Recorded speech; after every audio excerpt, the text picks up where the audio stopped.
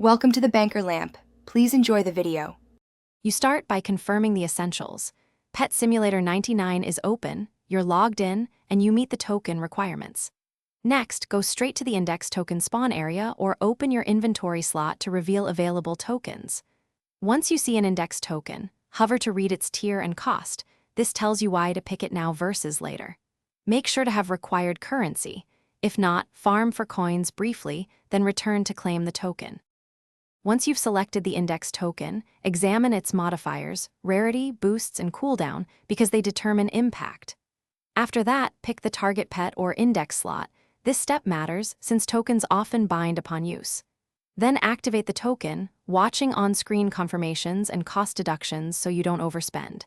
If you need to switch targets, cancel immediately, otherwise proceed. This sequence ensures the token applies correctly, and after activation, verify the token's effects on your pet stats or index list. This confirms success and shows why the token mattered for progression.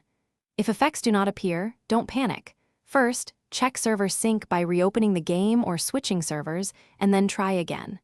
If problems persist, take screenshots and report to support with exact times and actions. That helps resolve issues faster and prevents wasted currency, so you can get back to building your collection.